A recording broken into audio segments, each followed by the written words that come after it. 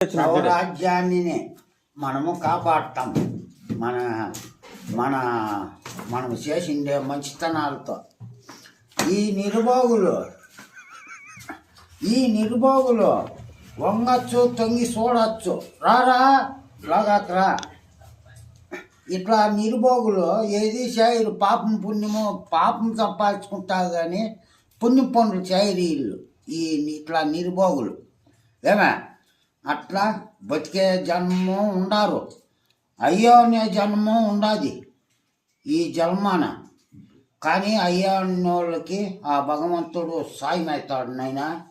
ఇట్లా నిర్భోగులు ఎవని బతికి అట్లా ఏమో వాసన బట్టి దానికి ఎన్ని కలగ చేసి ఓని కొంప ముంతామనే వాళ్ళు తొంగి చూస్తూ ఉంటారు.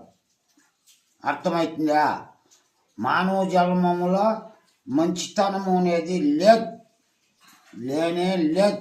వాడు ఎవరున్నా బాగా బతుకుతా ఉందా వాని కొంప ఆర్చేస్తామో ఏమే వాని చెడిచేస్తామో అని ఏమీ తెలిసి తెలియకుండానే వస్తారో వీళ్ళు పోయి ఒక 10 మందికి ఎక్కిస్తారు. ఏమే నేను జబ్బారు గాడంట ఏంబా ఉండో ఎక్కనే.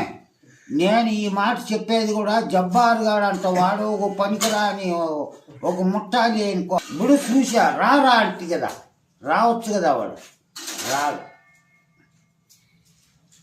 అట్లా మానవునికి మంచితనము అనేది తెలియదు.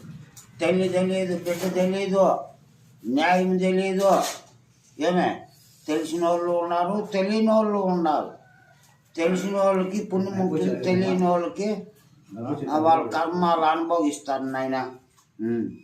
అది ఏమే ఆ భగవంతుడు ఎవడో దేశానికే చూడి నువ్వు ఏడుకుంటావు, నేను ఏడుకుంటా భగవంతునే. ఏమే దేశమే ఏడుకుంటా ఉంటుంది. ఎంత రాజ్యం ఉంది ఇది.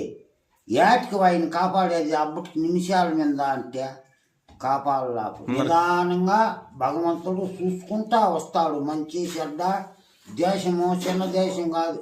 ఆయన గుడ్డోడు అనుకుంటాం, గుడ్డోడు కాదు. కానీ ఎంత రాజ్యం ఆయన సమాలించాల భగవంతుడు కూడా. వెంటనే నా తాకు వచ్చేయాలంటే మనం అంత శక్తిమంతులు కాదు. ఎట్లా వస్తాడు దరిద్రం మన కొడుకులలా. ఇయ్యా భగవంతా వచ్చాయి అంటే ఏడొస్తాడు భగవంతుడా.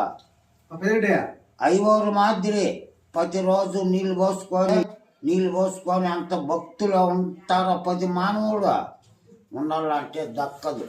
వాళ్ళ తాపత్రాలు, వాళ్ళ ఆశలు మడిబాయినే, గొడ్డుబాయినే, చితుకు పేడ అన్నీ కాతీలంగా ఉంటారు. ఈ భగవంతుణ్ణి నమ్ముకొని వాళ్ళు కాసుకుంటారా? ఏదో 10 మంది పిలిచిన్నాడు స్వామి భగవంత అంటాడు.